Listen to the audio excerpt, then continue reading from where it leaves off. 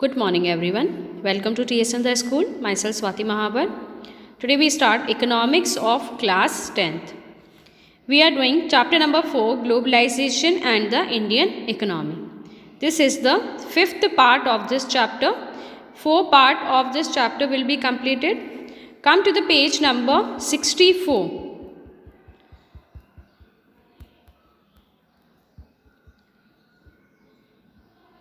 Come to the page number 64, right hand side, second paragraph. Started around 1991, some far-reaching changes in policy were made in India. Last previous video के अंदर हम क्या पढ़ रहे थे? Trade barriers पढ़ रहे थे, किस तरीके से ट्रेड को रिस्ट्रिक्ट किया जाता है कंट्रीज़ के अंदर ताकि डोमेस्टिक कंपनीज़ को बचाया जा सके. स्टार्टेड अराउंड 1991 से क्या हुआ? पॉलिसीज़ बनाई गई इंडिया के अंदर. The government decided that the time had come for Indian producers to compete with producers around the globe. अब गवर्नमेंट ने क्या सोचा कि अब समय आ चुका है, टाइम आ चुका है कि इंडिया के जो प्रोड्यूसर्स हैं वो फॉरेन प्रोड्यूसर्स को, फॉरेन कंपनीज़ को compete कर सकें. It felt that competition would improve the performance of producers within the country since they would have to improve their quality. उन्होंने क्या बोला कि कंपटीशन को हम जब ही कम्पीट कर सकते हैं, हम दूसरे कंट्रीज़ के साथ में कंपटीशन जब ही कर सकते हैं जब इंडियन प्रोड्यूसर्स अपने प्रोडक्ट की क्वालिटी को क्या कर लें, इम्प्रूव कर लें, अच्छा बना लें. This decision was supported by powerful international organisation. और ये जो डिसीजन था इंडियन गवर्नमेंट का, वो एक पावरफुल ऑर्गेनाइजेशन ने क्या करा, एक इंटरनेशनल ऑर्गेनाइजेशन ने उस डिसीजन को माना, एग्री किया उस पर. Thus barriers on foreign trade and foreign investment were remove to a large extent. ठीक है, अब क्या धीरे धीरे क्या हुआ, बैरियर्स हटा दिए गए क्योंकि इंडियन गवर्नमेंट ने क्या सोचा कि अगर हम दूसरे कंट्रीज़ के साथ में ट्रेड नहीं करेंगे तो हम किसी भी तरह का डेवलपमेंट नहीं कर सकते हैं, हमारा कंट्री आगे नहीं जा सकता है, दूसरे कॉम्पिटिटिव इंटरनेशनल मार्केट के अंदर अपना जगह नहीं बना सकता है. तो धीरे धीरे ट्रेड बैरियर्स क्या कर दिए गए, हटा दिए गए. This meant that goods could be imported and exported easily and also foreign companies could set up factories and offices here. अब धीरे धीरे क्या हुआ, गुड्स और सर्विसेज इंपोर्ट और एक्सपोर्ट किए गए, एक जगह से दूसरी जगह पे भेजे गए और फॉरेन कंपनीज़ ने अपनी फैक्ट्रीज़, अपने ऑफिसेज दूसरी कंट्रीज़ के अंदर जा कर के बनाना शुरू कर दिया. रिमूविंग बैरियर्स और restriction set by the government is what is known as liberalisation. Liberalisation क्या होता है? ट्रेड बैरियर्स हटाना, रिस्ट्रिक्शंस हटाना क्या कहलाता है? लिबरलाइजेशन कहलाता है. यानी ट्रेड को लिबरल बनाना, इजी बनाना, सिंपल बनाना क्या कहलाएगा? लिबरलाइजेशन कहलाएगा. ये आपका डेफिनेशन हो गया लिबरलाइजेशन का. Okay, with liberalisation of trade businesses are allowed to make decisions freely about what they wish to improve और एक्सपोर्ट. ठीक है, लिबरलाइजेशन जो होता है ट्रेड का, जो बिजनेसेस जो होते हैं एक कंट्री दूसरे कंट्री के साथ में जो करता है, उससे क्या होता है, कंट्रीज़ के सामने डिसीजन लेने की पावर आ जाती है, वो फ्रीली अपने डिसीजन ले सकते हैं, फ्रीली वो इंपोर्ट और एक्सपोर्ट कर सकते हैं. यानी कि यहाँ पर उनको गवर्नमेंट से पूछने की ज़रूरत या गवर्नमेंट से परमिशन लेने की ज़रूरत नहीं पड़ती है कि वो बाहर से क्या मंगाएं, किस कंट्री से किस चीज़ का ट्रेड करें और किस चीज़ का ट्रेड कितना करें या ना करें. The government imposes much less restrictions than before and is therefore said to be more liberal. अब गवर्नमेंट ने जो रिस्ट्रिक्शन इम्पोज कर रखे थे वो रिस्ट्रिक्शन गवर्नमेंट ने क्या कर दिए, हटा दिए. तो कंट्रीज़ एक दूसरे के साथ में क्या हो गए, लिबरल हो गए, ईजी हो गया एक दूसरे के साथ में ट्रेड करना. Come to the next page. The topic is world trade organisation, WTO. क्या है world trade organisation? We have seen that the liberalization of foreign trade and investment in India was supported by some very powerful international organization.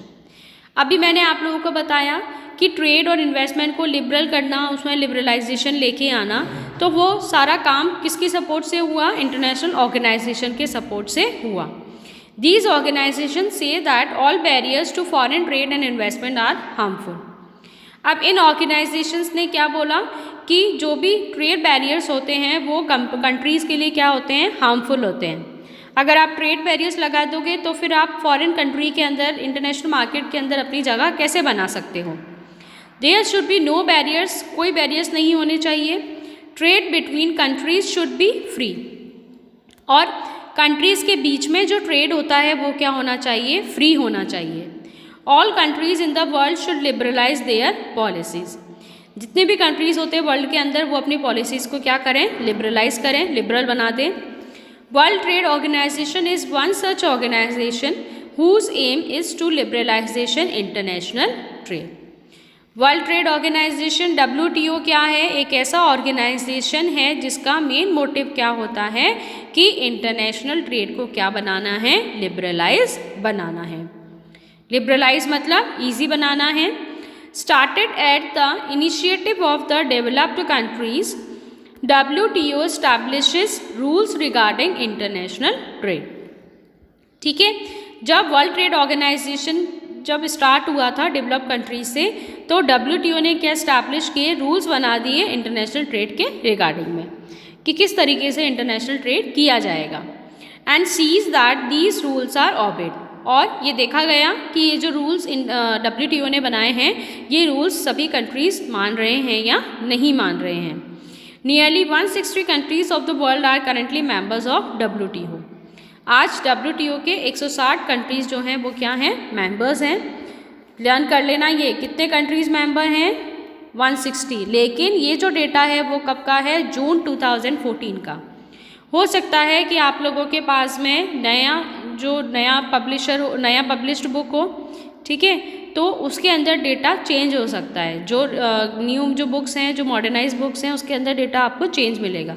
तो जिसकी book में जिस year का जो data है आप वही लर्न कर लेना, ठीक है। ज़रूरी नहीं है कि आप बोलो कि मेरी बुक में तो ये है, उसकी बुक में ये है। आपकी बुक में जो डेटा है, लेकिन आपको कैसे लर्न करना है, ईयर के साथ में लर्न करना है। ऐसा नहीं कि आप 2017 के अंदर 160 कंट्रीज़ लिख रहे हो, ठीक है। जिस ईयर का आप लर्न कर रहे हो उतने ही कंट्रीज़ लर्न करोगे, ये चेंज मत कर देना। दो WTO is suppose to allow free trade for all. अब WTO ने क्या किया, अलाउ कर दिया सभी को फ्री ट्रेड, कि आप आपस में फ्रीली ट्रेड कर सकते हो। It is seen that the developed countries have unfairly retained trade barriers. अब ये देखा गया कि डेवलप कंट्रीज़ ने अपने सारे ट्रेड बैरियर्स क्या कर दिए, हटा दिए। On the other hand WTO rules have forced the developing countries to remove trade barriers. WTO ने डेवलपिंग कंट्रीज़ को भी कहा कि आप भी ट्रेड बैरियर्स हटा दीजिए। An example of this is the current debate on trade in agriculture product. अब एक ये एग्जाम्पल दे रखा है, ये आपको खुद को पढ़ना है, डिबेट ऑन ट्रेड प्रैक्टिसेस, ठीक है। Now come to the next page, impact of globalisation in India. India के अंदर क्या इम्पैक्ट हुआ ग्लोबलाइजेशन का। In the last 20 years, globalization of the Indian economy has come a long way.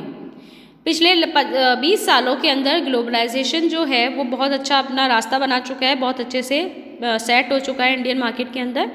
What has been its effect on the lives of people? अब लोगों के ऊपर क्या इफेक्ट होता है ग्लोबलाइजेशन का, हर चीज़ का कोई ना कोई इफेक्ट होता है, चाहे वो अच्छी हो चाहे बुरी हो। Globalisation and greater competition among producers, both local and foreign producers, has been of advantage to consumers, particularly the well-off section in the urban areas. अब ग्लोबलाइजेशन का जो ज़्यादा फ़ायदा जो है, जो ज़्यादा बेनिफिट जो है, वो किसको होता है, जिसके पास ज़्यादा अच्छा पैसा है, जो वेल ऑफ सेक्शन है इकोनॉमी का, चाहे वो किसी फॉरेन प्रोड्यूसर की बात कर रहे हैं हम, चाहे वो किसी लोकल प्रोड्यूसर की बात करें, ठीक है। तो जिसके पास में ज़्यादा वेल्थ होता है उसको सबसे ज़्यादा बेनिफिट होगा, क्योंकि वही कंट्री, वही कंपनी वाला या वही कंट्री एक दूसरी कंट्रीज़ के साथ में ट्रेड कर सकता है। There is greater choice before these consumers who now enjoy improve quality and lower prices for several product. As a result these people today enjoy much higher standard of living than was possible earlier. अब लोगों के सामने बहुत अच्छे choices आ गए, लोगों के सामने एक अच्छा चॉइस आ गया, एक अच्छा अल्टरनेटिव आ गया कि उनके सामने बहुत अच्छा प्रोडक्ट आया, उसकी क्वालिटी बहुत अच्छी है, क्वालिटी इंप्रूव हो चुकी है, थोड़ा उसके अंदर चेंजेस हो चुके हैं, इनोवेशन हो चुके हैं, ठीक है, और उसकी प्राइस कम हो चुकी है। तो लोगों के सामने एक अच्छा अपॉर्चुनिटी बन के आता है फॉरेन प्रोडक्ट, जिससे वो अपने लाइफ को बहुत अच्छा स्टैंडर्ड देते हैं, बहुत अच्छे लाइफ स्टैंडर्ड वो इम्प्रूव कर लेते हैं। Come to the next side, among producers and workers the impact of globalization has not uniform. अब प्रोड्यूसर्स और वर्कर्स दोनों के लिए ग्लोबलाइजेशन का एक ही मतलब नहीं है, दोनों के लिए मीनिंग जो है ग्लोबलाइजेशन का वो क्या हो जाएगा, अलग हो जाएगा। Firstly MNCs have increased their investment in India over the past 20 years, which means investing in India has been beneficial for them. MNCs जो इन्वेस्टमेंट करती है इंडिया के अंदर, पिछले 20 सालों के अंदर जो इन्वेस्टमेंट कर रही है, जैसे इंडिया के अंदर उसने जो इन्वेस्टमेंट किया है उससे इंडिया के अंदर बहुत अच्छा बेनिफिट हुआ है इंडिया को। ठीक है, लोगों को एम्प्लॉयमेंट मिला यहाँ पे, इंडिया के अंदर अच्छा गवर्नमेंट की अच्छे रेवेन्यू मिला गवर्नमेंट को, गवर्नमेंट की अच्छी अर्निंग हुई। तो सभी तरीके से इंडिया के लिए MNCs का इन्वेस्टमेंट क्या रहा, अच्छा रहा। MNCs have been interested in industries such as cell phone। अब MNCs जो होती है वो किस में इंटरेस्ट होती है, इलेक्ट्रॉनिक आइटम में ज़्यादा इंटरेस्टेड होती है वो, जैसे कि cell phone, automobile, electronics, soft drink, fast food और services such as banking in urban areas. तो ये सारे सर्विसेज हैं, ये सारे सेक्टर्स हैं जिसके अंदर MNCs सबसे ज़्यादा इंटरेस्टेड रहती है। These products have a large number of well of buyers, और ये प्रोडक्ट्स ऐसे हैं जिसके अंदर लार्ज नंबर ऑफ बायर्स होते हैं, बायर्स के सामने बहुत अच्छा चॉइस होता है, बहुत सारी चॉइसेस होती हैं उनके सामने। In these industries and services new jobs have been created, और इन इंडस्ट्रीज़ और सर्विसेज के अंदर नई जॉब्स क्रिएट की जाती है। Also local companies supplying raw material etcetera to these industries have prospered. अब जो लोकल कंपनीज़ है जो सप्लाई करते हैं रॉ मटेरियल वगैरह, तो वो कंपनीज़ भी बहुत अच्छा सा प्रॉस्पर करते हैं, बहुत अच्छे से बेनिफिट उठाते हैं, बहुत अच्छा अर्निंग उनका हो जाता है। Now come to the page number 67। Come to the page number 67। Secondly, several of the top Indian companies have been able to benefit from the increased competition. They have invested in newer technology and production method and raised their production standard. Some have gained from successful collaboration with foreign companies. अब जो top Indian companies है उसको बहुत अच्छा benefit होता है, जो competition increase होता जा रहा है, नई टेक्नोलॉजी आती जा रही है, नया स्टैंडर्ड जो बढ़ता जा रहा है, नए मेथड जो आते हैं, इन सब चीज़ों से टॉप इंडियन कंपनीज़ को क्या होते हैं, बहुत ज़्यादा बेनिफिट होते हैं। और सक्सेसफुल कोलैबोरेशन रहता है, दोनों कंट्रीज़ के बीच में जो कनेक्टिविटी होती है वो सक्सेस हो जाती है।